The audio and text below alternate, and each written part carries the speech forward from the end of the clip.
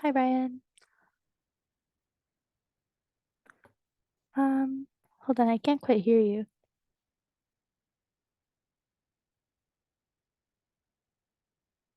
No, I can't hear you.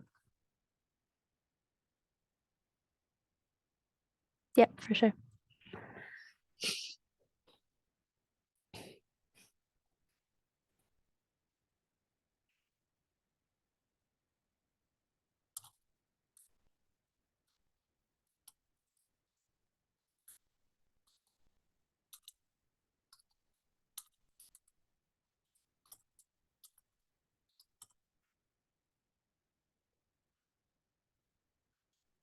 No, I can't hear you. Do you want to exit and join again?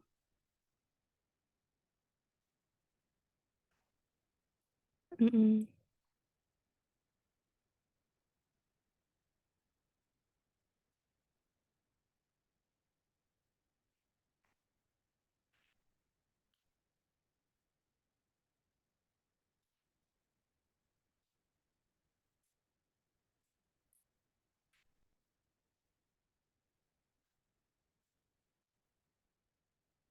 I can't hear you. I'm sorry. I can see your video. Do you want to put something in the chat or message me on Teams, or do you want to exit and jump back in?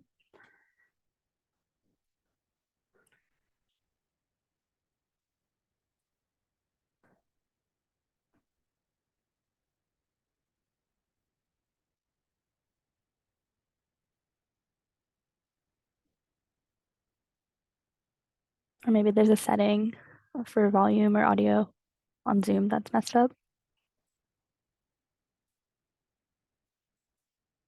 Sounds good.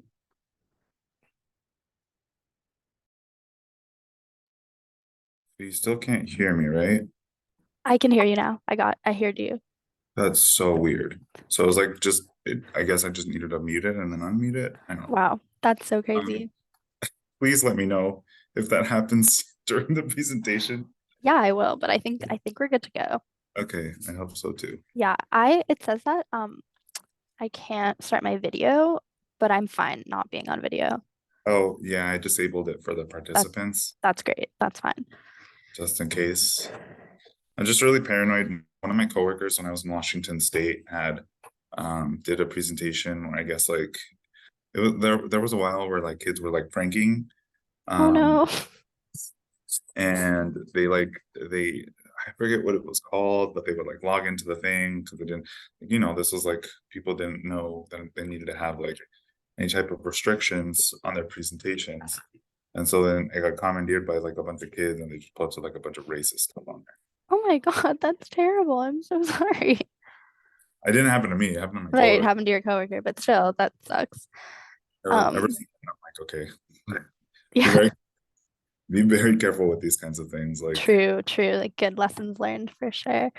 Um, how are you feeling? Are you feeling good about the pretty good. presentation? Yeah, I ran through it a couple more times. I'm pretty sure that I'll be done early. Like at least my sections will be done pretty early. Um, because I don't think like I ran through it and like the last time I did it, it only took like a half hour to get through all my content. Right. Well, that's okay. I mean, we'll have room for questions and things like, don't always happen. Right. Like, who knows? Who knows what will happen? And like Meg might chime in with some land access stuff. Is she listed as a pan as like someone who can speak? Oh, I believe her and you are listed as panelists. Okay, great. Yes. Awesome. Cool. Sounds good. And do you feel good about the like transferring between the slide and the shy block builder? Yeah, pretty good about it. Okay. I'm thinking like maybe ugh, no, I should just reset. I should just like redo this. Refresh the page.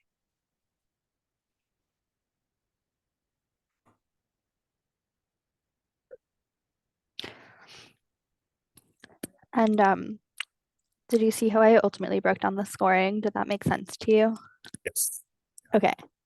I Love felt that. like I wanted to like just like give a little bit my priority to like the sustainability of project, like the funding and partnerships. So I made it 30 and it also just like it made everything add up kind of nicely. Yeah. Um, but yeah. So then when I go into Shy Block Builder, what I will need to do in Zoom is share my screen, right? Yeah. Or I don't know how it's working on your end. Is it just like a presentation you're sharing or the screen that you're sharing? Hmm. That's what was my concern. Dang. That's what I Okay, wanted to check. Let's like do a let's little, figure that out right now. yeah. Okay, okay. I'm gonna download the presentation, the final one, the final draft that we've been working on. Mhm. So give me 1 second while it downloads. Sounds good. Okay.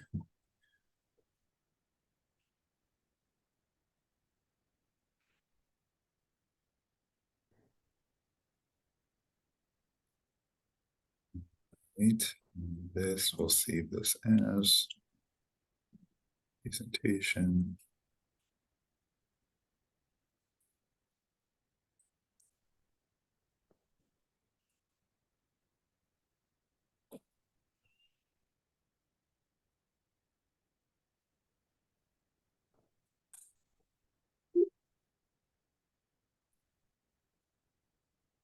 Right. And then what's this thing? Let's save it. Down. I'm gonna close Teams and let's see. Um, How do I get this presentation on here? Let's see. Do you see it on your end? Is it share screen? Multiple Yeah, yeah, participants? share screen is like right in the middle for me in Okay, green. yeah. One participant can share at a time. Who can share? Host and panelists. Who can start sharing when someone else is sharing? I guess I'll put hosts and panelists.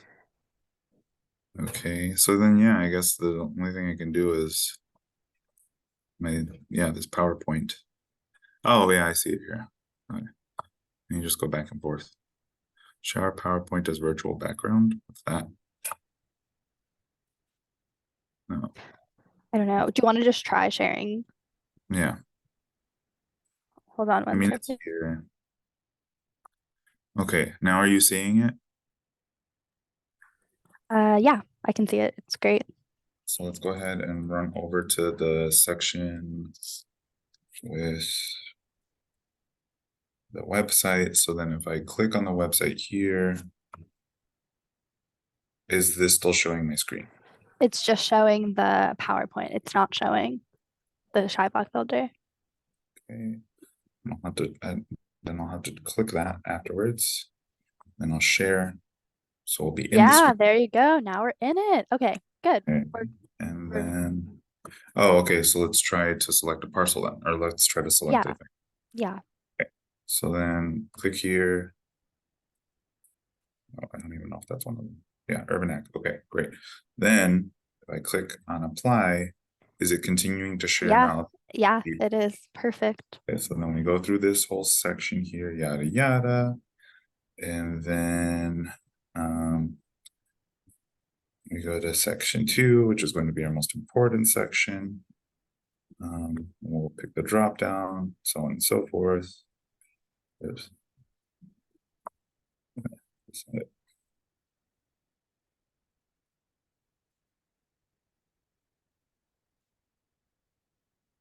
Okay. I think I'm just going to refresh this page. Ugh, Zoom is so annoying. I hate it. It like puts the control bar at the very top of your screen. What? Uh, the Zoom puts like the control bar that Oh, are yeah, yeah, and then you can't access things. That's frustrating. too annoying. Okay, I'm just gonna close this out. So if I click apply here, I kind of wish that it had the feature to allow you to like to pre-fill the section like selected for you. Yeah, that was the issue, is that it didn't have the feature. Teenies 50. Okay.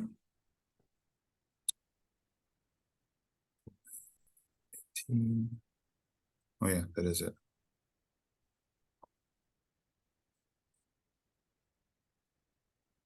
Huh. There's like additional requirements that didn't come up for the other ones. Yeah, I made it like if there were additional requirements required, I have that little checkbox to say make sure that they've read it. I wouldn't Okay. use that as the example just because, Yeah, I'm gonna select this one, yeah, 251 perfect. 134th Street. Okay. So, but yeah, I'll still walk people through the example. Obviously it's gonna open it up anyway. Once I click on it. Okay, so if I go back to the presentation, right? It's still showing you the shy block page, right? Right now it's showing me the shy block page. Yeah. Okay, so then I go back to, I mean, I guess I could do screen and just have it share whatever's on my screen the whole time. Yeah, whatever is easiest, whatever That's makes probably sense. easiest. Yeah. Great. I just don't want to see my face. I'm gonna get rid of this. Oh, there we go. Okay, that did nothing. Um, no, no, no. I'll just have it like that. Okay, simple enough. All right. We're in Um, business. Well, yeah, 5 minutes and people show up. Right now it's not showing it in presentation mode, just so you know. But that's okay. It okay. can you can Yes, put it yes, in yes. okay, Yeah, I'm cool. gonna put it in presentation mode now. I see that we already have one attendee. Thank you for being a little early. We will get started right at 12. Okay.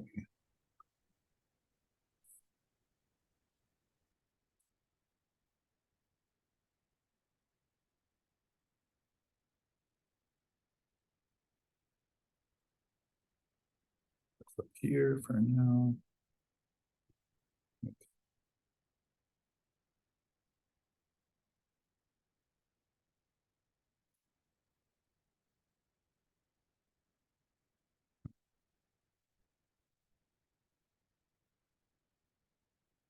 Right.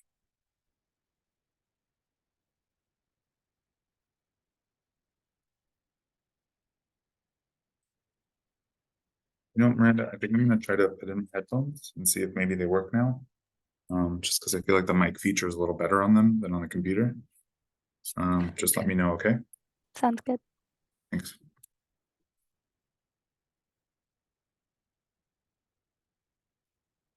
Hi, Miranda, can you hear me? Yes, I can hear you. Oh, and switch them over. Hold on a second. Okay, let's see. Some headphones.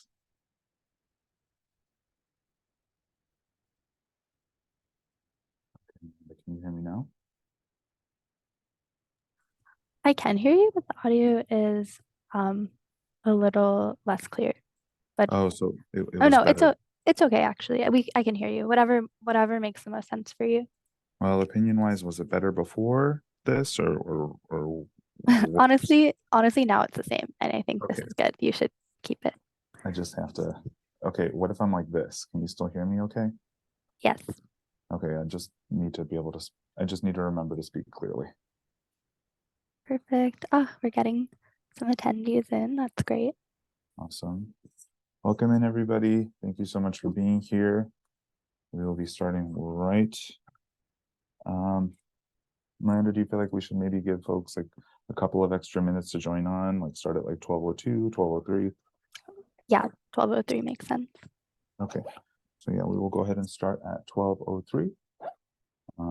Please just give us a few minutes to let other attendees join on. Thank you so much for being here. and we'll talk soon.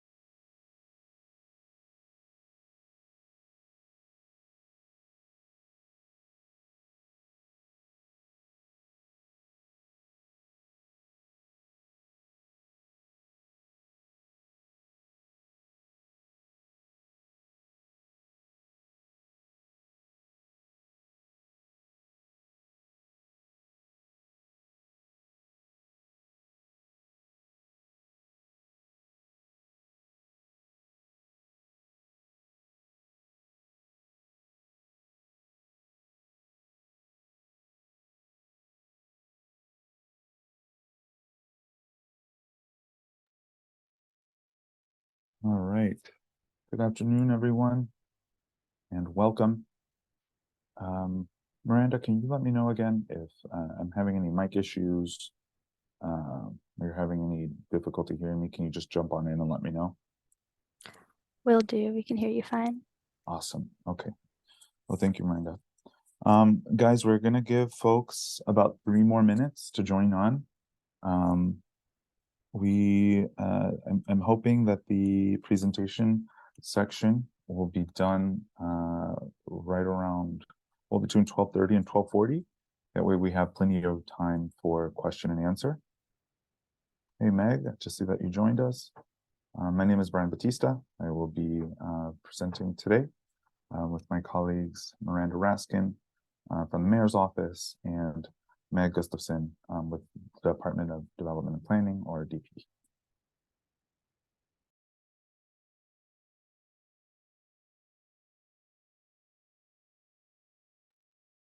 Meg, I believe I have Meg and Miranda. I have all of the participants muted for the entirety of the webinar. Only folks who are listed as hosts or panelists will be able to jump off of mute, or I've also disabled camera for everybody except for myself. So just in case you try to add that feature, it's not going to work. Okay.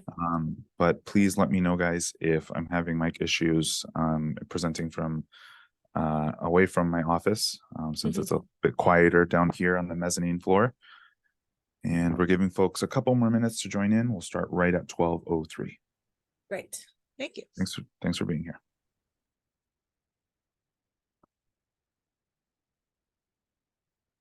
Oops.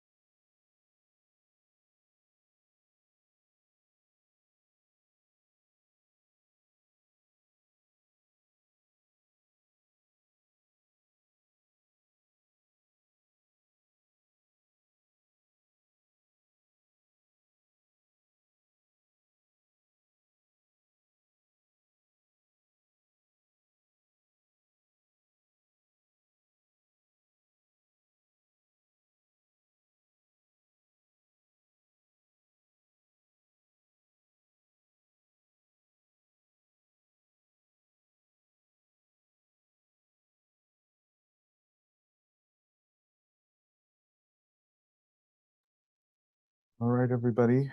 It is 12:03. We'll go ahead and get started. I know folks will probably still be trickling in into the webinar as we go. Just a couple of things before we get started here. I am Brian Batista. I work with the Department of Business Affairs and Consumer Protection with the City of Chicago. We are in partnership with the Department of Development and Planning, or DPD, and the Mayor's Office to get this Chicago Urban Agriculture Land Access application out to the public. Just a couple things about the webinar. Every attendee will be muted for the entirety of the webinar. Camera feature is also disabled for anybody but myself, the host of the webinar. If you do have questions during the webinar, please ensure that you're putting those in the chat so that my co-presenters are able to let me know of those questions. All questions will be answered at the end. So why don't we go ahead and get started now? And as folks trickle in, right.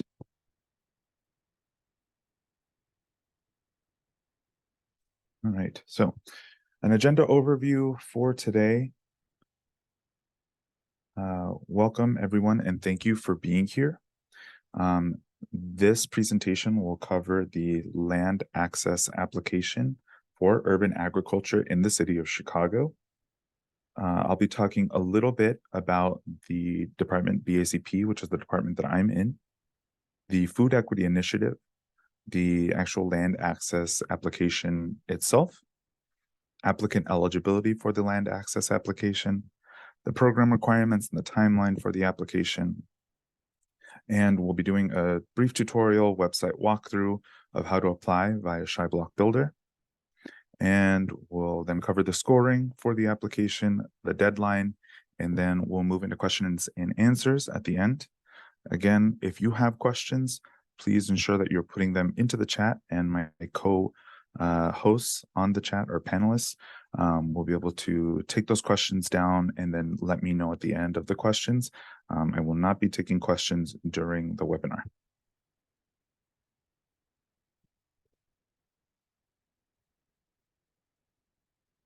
Right. Now, an overview of BACP, which again stands for the Department of Business Affairs and Consumer Protection with the City of Chicago. Our mission is to ensure a fair and vibrant marketplace for businesses and workers and consumers in the city. We do all sorts of things like licenses for businesses and public vehicles, regulating business activities, protecting consumers from fraud, ensuring that businesses are following the city's labor laws. And then, of course, we partner with business organizations across the city to provide education and resources. Within BACP, there are several divisions that do all sorts of really important work that ensure that we have a flourishing business ecosystem within the city of Chicago. So as you see there at the top, there's BACP, which does licenses, education, regulation, and helps businesses grow and succeed. If you want more information, please visit our website, City of Chicago Business Affairs and Consumer Protection. And then we have our small business advocacy divisions. Some really important work happening with the neighborhood business development centers, the Chicago Business Center, and then the COVID-19 vaccine outreach for employers program, the EDGE program. And then lastly, and as is relates most to the presentation for today, we have our economic recovery team where I am housed. I am a project administrator with the economic recovery team. And once again, Brian Batista for folks who are just joining the presentation now. And I work on food equity issues within the economic recovery team. The economic recovery team came out of the Chicago Recovery Plan, which was the city of Chicago's way to identify and respond to the harms that the COVID-19 pandemic caused in businesses across the city of Chicago. So we have all sorts of innovative, amazing work that we're doing to help the city of Chicago's business community get back on its feet after COVID-19. If you have more questions about or want to check out more about what we're doing on food equity, please go to our website. All right, so moving to the Food Equity Initiative. As many of us know, the COVID-19 pandemic made food inequity issues worse in the city. for different neighborhoods across the city of Chicago. BACP is investing in programs focused on increasing food equity in communities with a history of disinvestment. We're doing that by encouraging the development of urban agriculture sites by local growers, which is very pertinent to this presentation, providing funds to entrepreneurs who are part of the food ecosystem, and funding local food incubators. This program was designed along with the Food Equity Council, which is a private and public partnership dedicated to transforming Chicago's food ecosystem or food system into one that is just and equitable. And an important thing to note is that all of this work that we are doing with the urban agriculture land access was one of the priorities identified by one of the work groups in the Food Equity Council. So we really have them to thank for making this land access, taking it from dream to actual reality. All right, so to talk about the urban agriculture land access program, the city is seeking to reduce barriers for urban agriculture by increasing access to growers to city-owned vacant lots that will be sold for $1 per parcel, via the city's land sale platform, which is Chicago Block Builder. The purpose of this program is to support projects led by experienced growers who show a commitment to growing edible produce for their community and show long-term stewardship of the land. A successful applicant should demonstrate that they have sufficient financial and technical support for the project to continue urban agriculture and to start the project by spring and summer of 2024.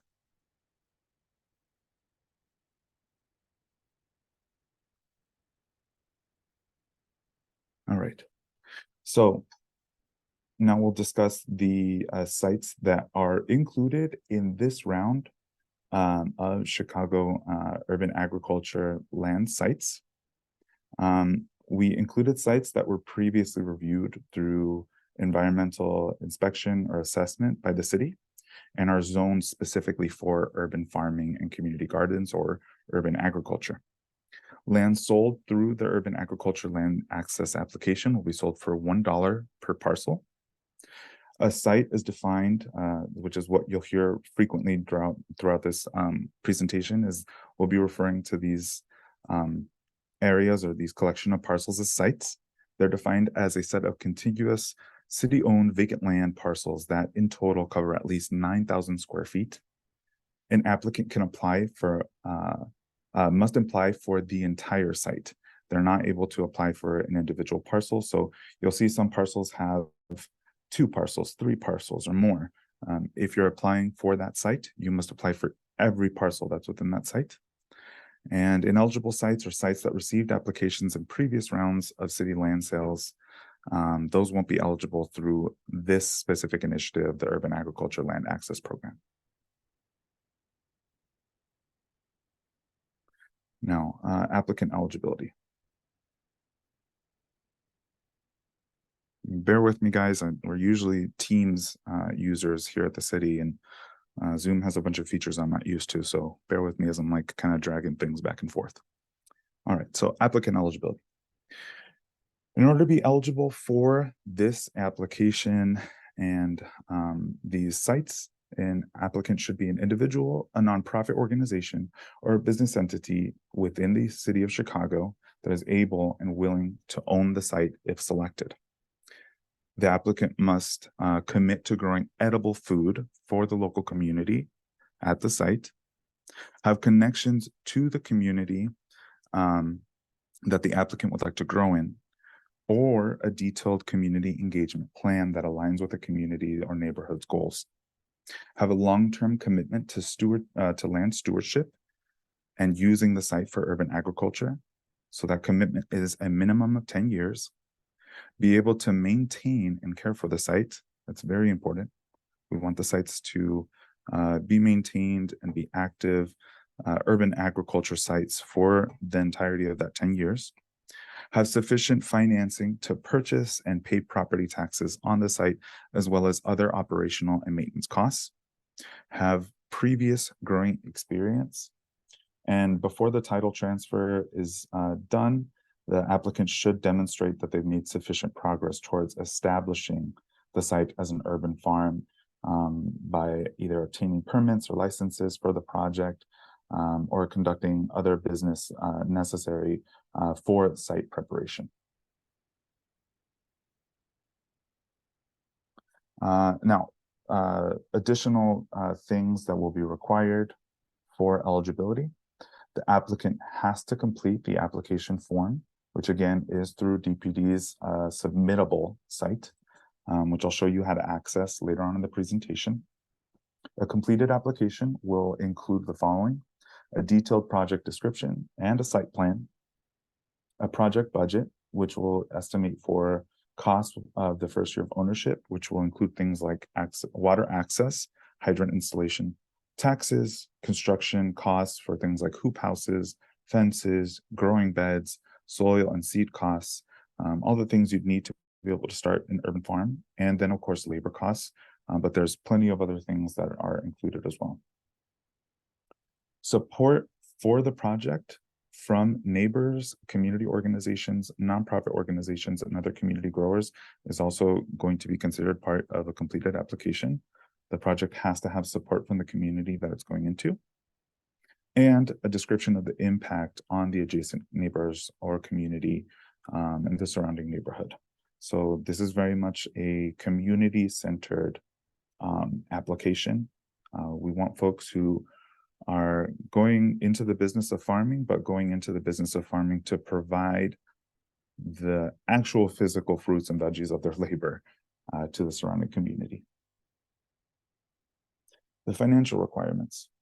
An eligible applicant must have sufficient financing to meet the annual anticipated costs of the land ownership and the operational costs, which can include things like the annual sales, or sorry, the annual taxes and water access, but there are other costs that might factor into that as well. Other costs of land ownership could include things like the merchant's licenses, the business licenses, the urban agriculture license or licenses, and other types of permits. An applicant will be required to submit again, the budget for the project and the proof of sufficient financing for all the necessary costs related to the project. And if you all have questions about those types of materials, like examples of what those types of materials might look like, please refer to the document that we made, an urban land access application document. You can find it on the application page. You should be able to click on it and it'll open a PDF that has all types of information and examples included. Moving into the selection criteria for the application. All applications that are received by the deadline will undergo a technical review to determine that all the required components are completed and included. If the application review team determines that a proposal or application is incomplete, it will not be considered. A proposal or application that is determined to be complete will be forwarded to a review panel. The review panel will be reviewing and scoring the application, a completed application, based off of the following categories. You want to pay attention here. These are very important for the completedness and also actual weight of the application.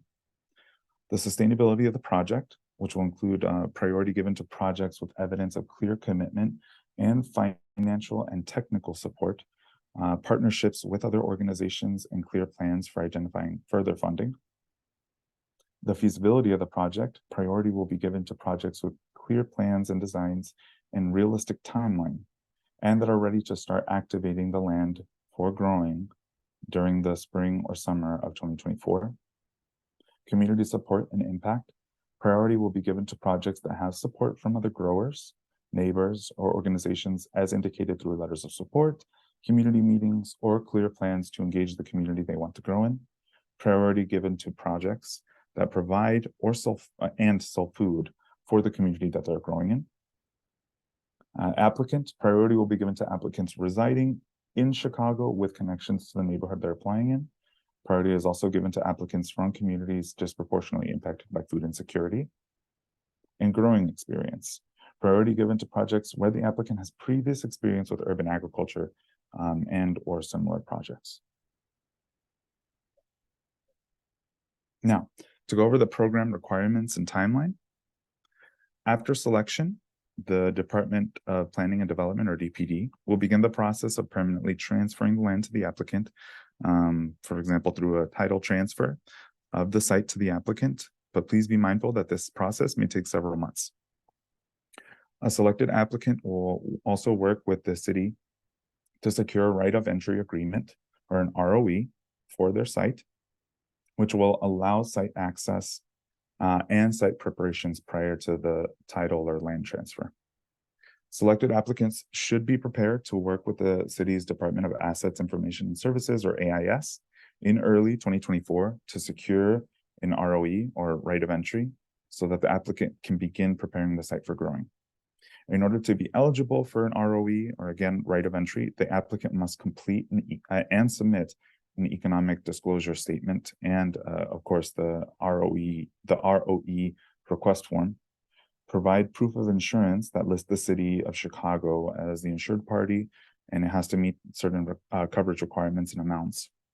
Submit a scope of work, which is essentially a work plan for the site.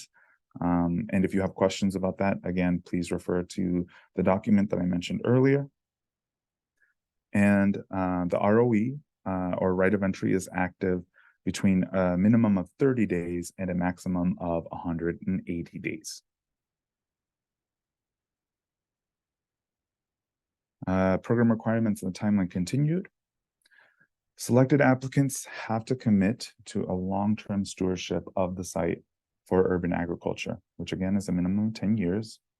After that 10 years, there are no restrictions on the land use.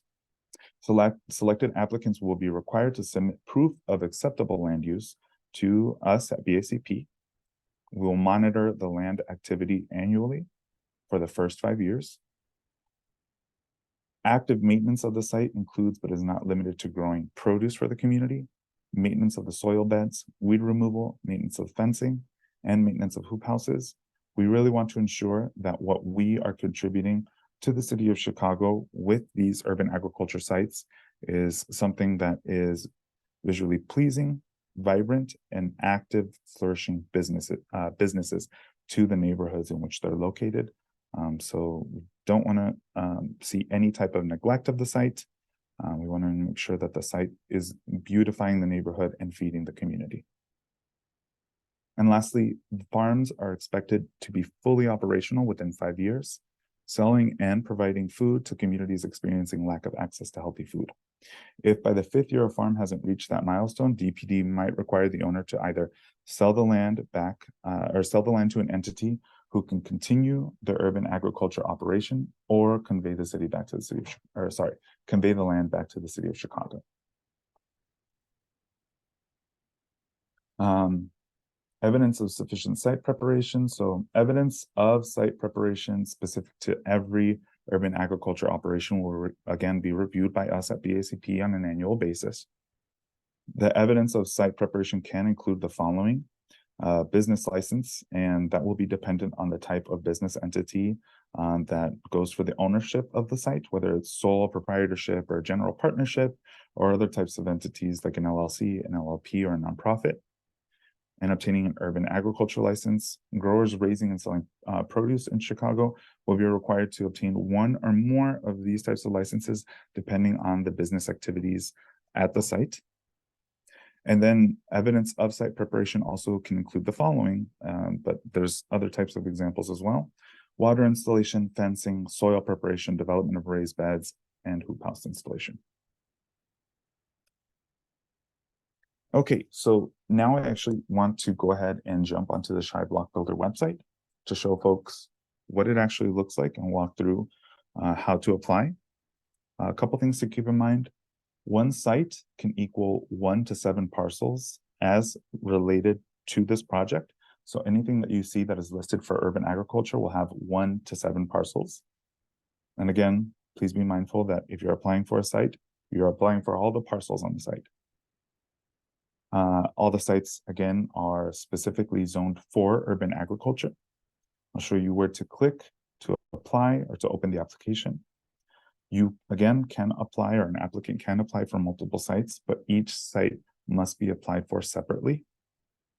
And again, if a site has multiple parcels, the applicant must include the addresses and the pins for all the parcels in the site.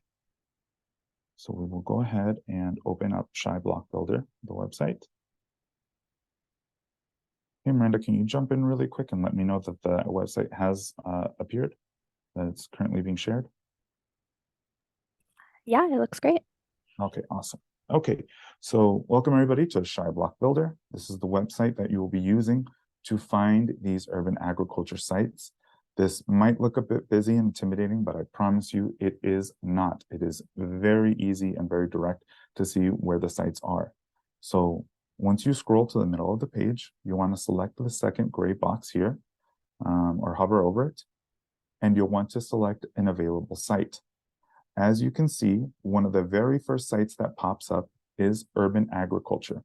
So every site that is available through this application process will be listed as urban ag only, apply by November 30th, 2023. In order for you all to see what I'm talking about with sites with multiple parcels, let's go ahead and click the first site that is available that has multiple parcels, which is 243 East 134th Street. Oh, actually, it's this one, sorry. 251 East 134th Street. And it has 3 parcels. Again, you see that it is listed as urban ag only, apply by November 30th, 2023. Please be mindful that any site that is not listed as urban ag only is not part of this program. So we will go ahead and select this site. As you can see, the map below takes us right to the site location. This one is right along the Calumet River. And we'll see that the 3 parcels are highlighted in blue. Now, in order to apply for these sites, again, the process is very simple. Simply click on the parcel. You'll see that it brings up information about the address, the PIN, what it's zoned for, the square footage, that it's owned by the city, and that it's currently accepting applications, again, for urban agriculture only. You'll also see a picture of the property here. You can view property details if you click here, but for the purposes of this webinar, I'm going to go ahead and show you how to open the application to submit. You want to click on apply, this green bar down here, and it'll open a separate window. This separate window will take you to the DPD application for the site. You'll have information here about the program. And again, you've clicked on the right site if you see that it's for urban ag. If that's not listed on there, then you might have clicked on a site that is not being, or that is not part of this urban agriculture program. So please be mindful. You'll see information about the process and the BACP website here, along with my contact information, Brian Batista, with my email address and my phone number. So if you see me on here, you've clicked on the right site. Now, the application has your standard application questions, your name, business name, where it's located, the community that you're trying to grow in, so on and so forth. Now, the really important thing to pay attention to here, guys, is section 2.1. I mean, the whole application is important, but this section you need to ensure aligns with what you are selecting in Shy Block Builder. So you'll see I was tinkering around with this earlier and I already have a different site selected. That's not the site that we want, right? If we go back to this site, we see, to the Shy Block Builder, we see that we wanted 251 East 134th Street. This drop-down menu at 2.1 preferred site name shows you all the sites that are listed. And again, we want to make sure that it corresponds. So we want to pick 251 East 34th Street, and we want to make sure the parcels are right, 3 parcels. And here in the site addresses, again, guys, please remember, you are including the addresses and the pins that are all listed for this site. So this site has 3 parcels. Each parcel has its own address. The first parcel is 251 East 134th. The second is 257 East 134th. The third is 261 East 134th. So I've already copied and pasted those here. Then you'll need to add in the pins. If you have familiarity with the pin system, it's very similar. It's actually, I think, more straightforward than the addresses most of the time, because you'll see the only number that changes are these 3 digits here. But make sure to double check every time that just because that's the sequential numbers or the sequence of the numbers, that doesn't mean that that's always what they are. So please make sure that you're double checking the pins. So as you'll see here, my first pin is 25, 34, 300, 012. The next one is 013, and the next one is 014. So you'll want to make sure that you're adding those pins to section 2.3 property pin, property identification number of pin of the site. And then you'll finish the rest of your application once your site is selected. And remember, you're applying for one site at a time with this application. Even if that site has multiple parcels, you're applying for one site at a time. You continue to add in your information, including any uploads to support, letters of support, your budget, your financing support, things like that. You'll be adding all of that into the application as you go along. And you have the option to save the application and come back to it once you get to the bottom by clicking Save Draft. And of course, submit when the application is completed.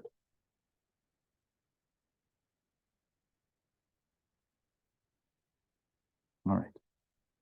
So now going back to the presentation, we'll be talking about the scoring now. The criteria for the scoring is actually the same as the criteria for the selection for the application. So the applicant will be scored based on the following, with 100 points being the maximum score based off of the categories below. Sustainability of the project can equal a total max of 30 points. Feasibility of the project, a max of 25 points. Community support and impact, a max of 25 points. Applicant, a max of 10 points. And growing experience, a max of 10 points. Now, we're coming near the end of our webinar. We'll open up to questions after this, but the application deadline is November 30th, 2023 at 11:59 p.m. So that's before midnight. Anything submitted at midnight or later will not make it into the program. That application will not be taken in. Applications have to be submitted online via DPD's application portal, which is called Submittable. Again, that's the one you access through the DPD website when you click on the green bar. Or sorry, that's the one you access on the Shy Block Builder website when you click at the green bar at the bottom of the page. Any applications that are emailed, faxed, or otherwise submitted through any other means besides the DPD website will not be accepted. The people who are chosen or selected for this application process will be notified in early January of 2024. Again, the way to apply is by going onto Shy Block Builder, the website, and selecting your site. All proposals will be reviewed by or applications received by the deadline will undergo a technical review to determine whether all the required components are addressed and included. Proposals or applications determined by BACP to be incomplete will not be considered. BACP reserves the right to waive irregularities that are in its sole discretion if BACP determines them to be minor. And if such regularities are waived on one application, similar regularities will be waived on all applications. All right, so that was a ton of information. Just so everybody knows, the webinar is being recorded and will be sent out to all the people who registered for the webinar. So don't worry about that if that was your question. We will be sending this out to everybody. My contact information is on the website for the application. Now we'll go ahead and jump into questions and answers. Miranda, are you able to come off of mute to help me with the questions? Yeah, definitely. And I have been answering a few of them as they have come up in the chat. And welcome everyone to add additional questions right now.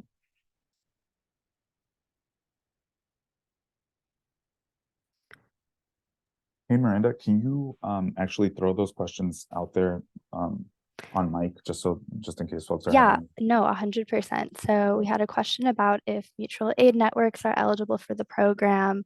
And I said that yes, so long as the network or an organization within the network is able to provide proof of insurance for a right of entry that lists the city of Chicago as an insured party and meets coverage requirements and is able to fiscally, like financially support the project, then yes, you are able to apply. And if you have any questions about that, more specifically, like please reach out to Brian and myself and Meg, who's on here from DPD, and we can work to determine exactly what the status of the mutual aid network is and if you are able to meet those requirements. We had another question about if nonprofits that have a fiscal sponsor are eligible, and the answer is yes, 100%. Nonprofits with fiscal sponsor, nonprofits are eligible to apply. And we had a question about if folks who were selected as community grower recipients for another BACP program, the Community Growers Program, were required to fill out application materials. And the answer to that is yes, that the Community Growers Programs recipients will fill out an application and can work with the delegate agency of the Community Growers Program Neighborspace to do so. There are a few questions, but there's a question about only specific sites being listed and maybe having interest in another site and still wanting to buy the site from the city at $1. And we have like specifically listed these sites that are zoned for urban agriculture for this pilot round for the dollar site process, but there will be a future round. And if there's a specific site that you or your organization is interested in growing on that you don't see, please do reach out to myself and Brian and Meg, and we can work to get that site listed for the next round, which will likely be in January. Which answers another question about maybe like the short turnaround time for this application, which is a very valid Miranda, concern.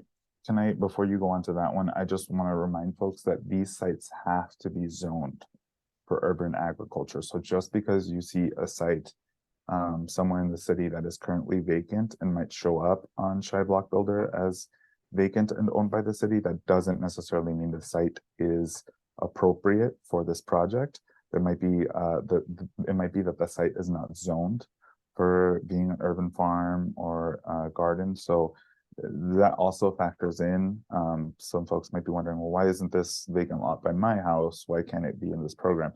If it's not listed within what we have available right now, and then potentially hopefully much more sites in January, it might be that it's just not zoned for this project. So again, please continue to communicate with myself and Miranda about sites that you'd like to see, and we can give you more information on if the site is eligible for this project or not.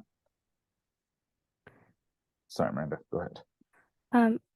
Yeah, no, I just wanted to clarify that this is a there's a small amount of sites for this pilot program based on a myriad of factors. And like we hear the need for more sites being listed, which is why we are trying to list more of them for January and why we are having this November 30th deadline time. We want growers to be able to access land and start growing for the spring and summer growing season. And the land transfer process does take quite a bit of time, and maybe Meg could speak a little bit to that as well. So we want to be able to start the land transfer process as soon as possible and are looking for experienced growers who have plans for urban agriculture sites already, and have an idea of what that would look like and have plans to start site preparation. So understood about the short turnaround time.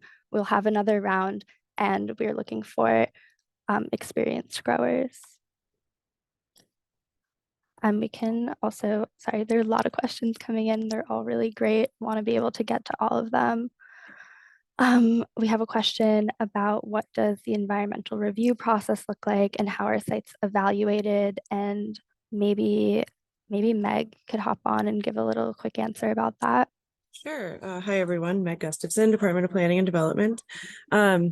We have been working with our AIS department to do environmentals for, we're starting slowly, but we have 10,000 city-owned lots. They've performed the first sort of step in the environmental for about 2,000 of them. And they put them in categories. A and B means we can sell them now with no further remediation or any restrictions. And then there's an E category, which is a lot of the manufacturing land or former M zone, any kind of industrial use, or some of the commercial uses, former gas stations, things like that. So they just went through and categorized about 2,000 of them. That was our first round of Shy Block Builder last year. We listed only ones that were A's and B's. This round, we are listing only A's and B's for urban agriculture for the pilot round, but moving forward, if there's cleanup funds, we can look at other sites. But Miranda and Brian and I are all working on which sites we can list. And we're working hard on that, and we're working with local aldermen. So that's why you only see the few right now. There's a lot of hoops to get to before we can even sell it, plus the zoning. And I actually don't know exactly which, Miranda, do you know which zoning urban ag can be in? Actually don't know that off the top of my head. There is a link to the website from the city okay, that specifically explains that. I can drop that in the chat. Yeah, let's pull that up in the chat. Sorry, Yeah. I don't know the answer to that right now. But I think I'm seeing this Humboldt Park question. I mean, that is that neighborhood, we want to see infill development. I don't know if there's a lot of support for urban ag there. I'm not saying for sure there isn't, but that is something we need to talk to the alderman with again. I know there's a couple aldermen over there. So that's one of our hurdles, one of our many hurdles to getting these listed. It's kind of a large feat right here that we got these few on here for November, and then stay tuned for January.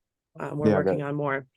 Just to add to Meg's point there, yes. So again, this project is a project that has to be collaborative across various sectors of government and community. So in order for sites to be in this available for urban agriculture, not only do they have to be zoned appropriately and cleared environmentally, they also need to be supported by the community, which will include the local government officials like aldermen. It'll include support from chambers of commerce.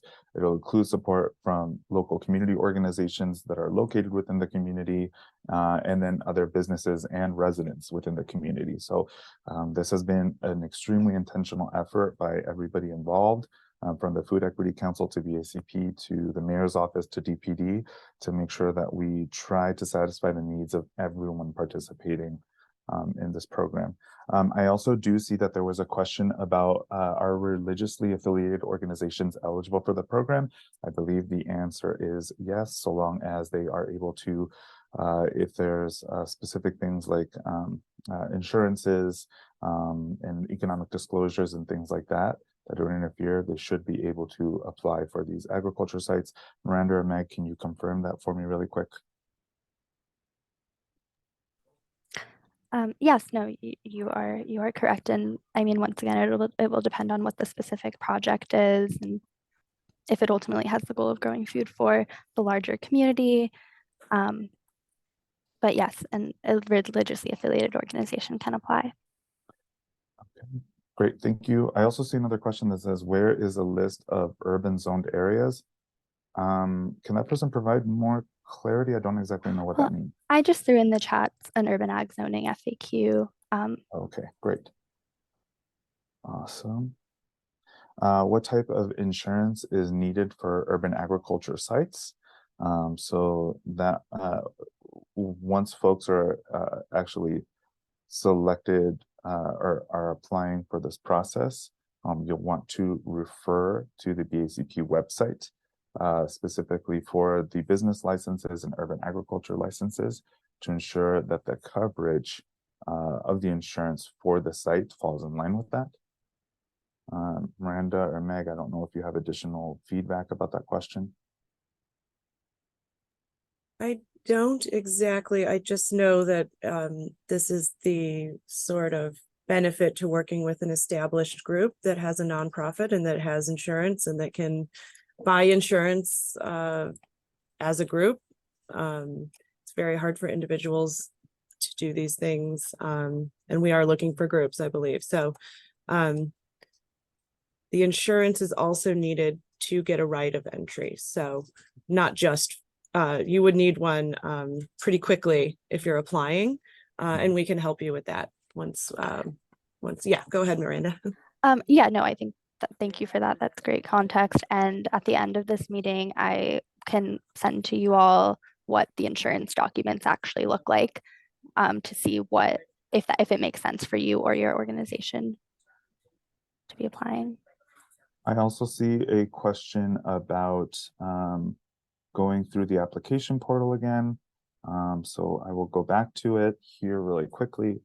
Shy Block Builder. Again, if you don't remember anything from this presentation at all, at least remember Shy Block Builder. At least remember that name, put it into Google and it'll come up. So again, guys, you want to go, you don't have to pay attention to anything else here except for this gray square, the second gray square at the middle of the page. And you want to click on, if you want to click on the drop down for this section here, available site. This will bring up all the sites that are currently available on Shy Block Builder. And again, you're only looking at the sites listed as urban ag only. Apply by November 30th, 2023. So again, we selected this site here at 251 East 134th Street. But there's all kinds of other sites that are listed for urban agriculture. If we go down here, 657 West 120th, click on that one because it's listed as urban ag only. And you'll see that the map here below gets updated to reflect the site location. And again, you're going to click on the blue square, which is one of the parcels on the site. You'll get the information about where the site is located, the address, the PIN, how it's zoned, the square footage, so on and so forth, the picture of the site, and you need to click on the green bar at the bottom to open up the application portal, or just the application. And again, you'll know you're at the right application if you see this Shy Block Builder November 1st, 2023 Urban Ag application ends on Thursday, November 30th, 2023 at 11:59 p.m. with the BACP information, with my contact information. And again, you want to you have to fill out the whole application. And you want to go to section 2.1 and make sure that in this dropdown of preferred site name, you are selecting the site that that corresponds to the one that you wanted on this on Shy Block Builder. So we would look for 657 West 120th, which is right here. You want to read through any environmental requirements. So you need to click on this. Some of them don't have environmental requirements and some of them do. So if you want to know what those environmental requirements are, you need to read through this. And then you need to add the addresses here and the pins here for all the parcels that are listed at this site. So you see this one also has 3 sites. That means 3 different addresses. That means 3 different pins. That means you need to include all of them. Otherwise, this will not be considered a completed application. If the site has 4 parcels and you only add 1 or 2, that is not a completed application. That will not be considered. You need to apply for all the parcels with all their addresses and all their pins on the application.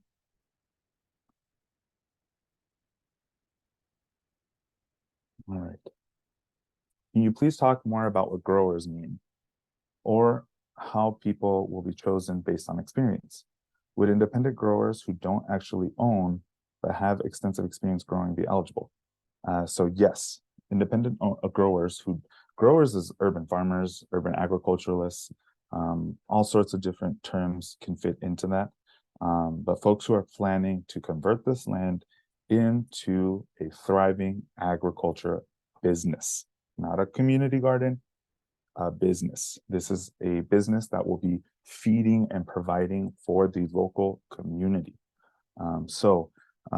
If you are an independent grower who has had that dream of getting land to have your own farm to feed a community in the city that you're particularly fond of and connected to, this is your chance. This is your chance to make that dream a reality. Right. And I just want to clarify again, it's for, you can be a business or a nonprofit or an entity Yes. that you are either selling or providing food for the community. And in the application, it's like the language specifically asks about like either like licenses you've had about growing or just life experience in general. We understand that the way that you get to become an experienced grower is different for many people, and we want to hear your specific story. So that includes like licenses or classes and life experience, and you don't need to have owned land prior. Miranda or Brian, do you guys want to talk about the difference between a community garden and this program? Because I think we might have some people here that would be more suited to a garden and maybe not this program. Yeah. But I'm not sure, just as a general question. Yes. So for community garden, I mean, the outcomes are going to be different if the garden is providing one, a garden might not be growing any edible food, period. They're growing flowers, they're growing herbs that are like medicinal in nature or for some other purpose. That is not this project. This project is to feed communities that are experiencing food insecurity. And the mechanism through which that is going to be happening is this land. So if you are interested in feeding a community, setting up something that's business-like, that can also be a nonprofit or what have you, to grow produce and sell it to the community that it's in, this is the program for you. If you're interested in a garden that will be like for pollinators or something like that, like, you know, we love our pollinators, we love our tinctures, we love all kinds of different medicinal herbs and things like that, but this is not the purpose for that program. There are other means to get support for those types of projects. This is not that. This is specifically for feeding communities where the farm will be located in. Miranda, I don't know if you have any other input. Yeah, and I think it's a general scale issue as well. Like a community garden might feed a couple of people, but to Brian's point, we're looking to feed communities. Which is also why the sites are pretty large, because we want you to be scalable and productive. All right, next question. Thank you, Miranda and Meg. For a conversation with older people, would having existing interested community partners and organizations actively involved in the early step be helpful? Yes.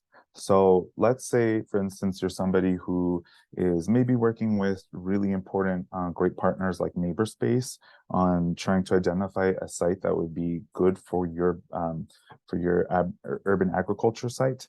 But your alderman is maybe not, well, you want to like start the framework of how to do that community engagement, talk with NeighborSpace. Work with them or with other community partners in the area that you're looking in to figure out what the landscape for urban agriculture currently looks like and how you can help ensure that your interest in a specific site goes from dream to reality. So talk to your community, get support from your community, support your community.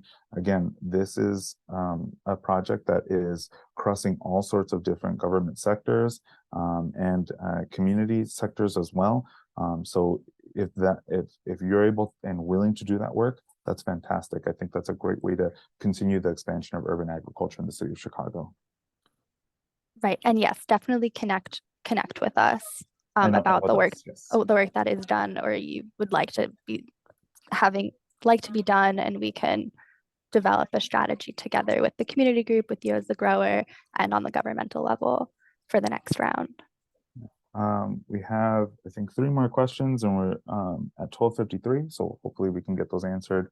The next question is, how and where do you get insurance? Meg, is there a specific area that or a specific insurer that DPD recommends looking up? I'm sorry, I don't know the answer to that. If someone from Neighbor Space is here, they may have something. I know they are. Maybe Ben or Robin could answer that. I'm not sure who they use. Yeah. I Ben or think any Robin? insurer's fine, but I don't Yeah. know who takes these on. Yeah, same. Ben or Robin from Neighbor Space, if you want to put something in the chat, that'd be helpful. But I think any type of insurer should qualify, but maybe do some Google research on your own. Look up, City of Chicago insurance requirements for um, um, urban agriculture or land parcels or things like that. Miranda, I don't know if you have more input. Yeah, we also we are in communication with AIS, who is the department that deals with the insurance and issuing the right of entries, and they are the experts. And it's unfortunate that they're not on the call with us here today. But once again, if you reach out, we can connect you directly with AIS and answer these specific insurance questions. Thank you. Okay, so would purchase of land through this program influence whether DPD can consider selling other land in a future round? Meg, can you answer that question? I'm not completely sure I understand the question, but I think if you are saying if you buy land and do a successful garden, would you be able to do more? And I would say yes. I think if the person means, like maybe if this program is underutilized, would it? Well, I think it could be either or. I'm not sure. Would if we it is something, okay, selling other land for urban ag again, because this is a pilot? I guess so. Yeah. I think the answer is yes. Yeah, I think this is a good pilot. We're all seeing how it's going. We've been working with local aldermen, which has been the first hurdle. So let's prove that this is a good program. Hopefully we can do that. And also, I am also a little bit unclear about the question, but if sites don't get applied to for this round, we can list them again for the next Certainly, round. right, because we know this one's a little rushed and we apologize. Yeah. But we figured better a couple weeks than none, considering how quickly the growing season will be upon us. But January is also right around the corner. So hopefully we can list more in January and relist the ones that didn't get applied for. Both. Is there any support available for attaining a produce merchant license or obtaining a business license and initial site preparation? So there, again, I think you need to reach out to your community organizations. Folks like NeighborSpace are wonderful at providing a lot of that support for folks. So if you're like freshly starting this whole thing, I would say that you have research to do to get this to get this going. So reach out to local land trust organizations in the city to help walk you through how they obtain some of those licenses. Again, NeighborSpace is a great partner here for that because they have experience with it already. And yeah, I don't know if you mean like support throughout, like actually coming down to BACP or coming to City Hall to obtain these licenses. There are a ton of folks who are here day in and day out to discuss permits and licenses with people on the 8th floor of City Hall. So if that's something that you're interested in doing, I say either call the general BACP line for help or schedule an appointment to see somebody at City Hall. And once again, we do want to make sure everyone is supported as much as possible for this project. So if you have a specific question about the urban agriculture business license, which is a pretty new license in of itself, once again, you can also reach out to Brian and myself, who are connected with the folks who are administering that, and we can make sure that you get connected with the right people to help you get the correct licenses and fill out the forms. We we want to be as supportive as possible because we know this is a very daunting and paperwork heavy endeavor, but will ultimately provide really great neighborhood benefits. All right, next question. If you have a nonprofit, you're able to get oh, this is actually from Robin at Neighborspace. Thank you so much, Robin. So if you have a nonprofit, you're actually able to get insurance for your sites or plots of land. Neighborspace works with Allied Insurance in order to secure the insurance with that. So again, definitely check out Neighborspace there. I see Robin threw it in the chat. Application, let's see. If you have a lot that your community group is interested in activating, protecting, please fill out this form. So I will go ahead and put that in the chat right now. So this is for folks who are interested in trying to work on a specific piece of land to try to get it included in this process. And again, you know, if you're a nonprofit and you can get insurance for your plots of land or for the sites of land. Allied Insurance is who Neighborspace works with, but I'm sure there's all kinds of different insurance companies that are providing the same thing. And I think one last question here, will those attending this webinar be notified about future applications? I would say yes, but continue to try to be in the know. So Right. follow up with Keep checking shyblockbuilder.com anytime you think of it. Yes. Also, we have a button on all the sites that are not currently listed. It's the I'm interested button. And if you click on that, even if you're not exactly sure what you want to do there, type your email address in, you'll be on our mailing list. So when that site becomes available, we would email you. I'm not sure, but I think we just email everyone who's interested about anything. So get on our mailing list by clicking the I'm interested button, and just keep checking Shy Block Builder. January's hopefully our next round. So if you weren't familiar with DPD and Shy Block Builder before, be ready to be buddy with them now, because they will be the part of the partnership for projects like this going forward with BACP and with economic recovery. So make sure that you're staying tuned to updates from DPD, from Shy Block Builder, and then of course from us at BACP, since this initiative falls within our division. I would also say reach out to, again, your neighborhood or community urban agriculture groups and organizations, chambers of commerce, and then of course wonderful partners like Neighborspace, who are really at the forefront of what's happening with urban agriculture in the city of Chicago. If you haven't met with them or reached out to them yet, please do so whenever you have the chance. They have so much information about resources and things available, and they're just a great partner to work with. And we are now at 1:01. So I don't see any more questions. So we will go ahead and conclude for today. As soon as I have the recording ready for this, I will be sending it out to everybody that registered. Humongous thanks to the mayor's office, to DPD, to my colleagues Meg and Miranda for joining us today. And thank you so much to everybody that showed interest in this webinar. It's really it's really heartwarming to see that urban agriculture is expanding in the city of Chicago. I'm excited to be able to work with all of you going forward. And again, if you want my contact information, you would just need to go onto the BACP site for the urban agriculture land access application, or just Google City of Chicago BACP urban agriculture, and you should find my contact information on the land access page. Thank you all so much for being here, and I hope you all have a wonderful day and week. Take care.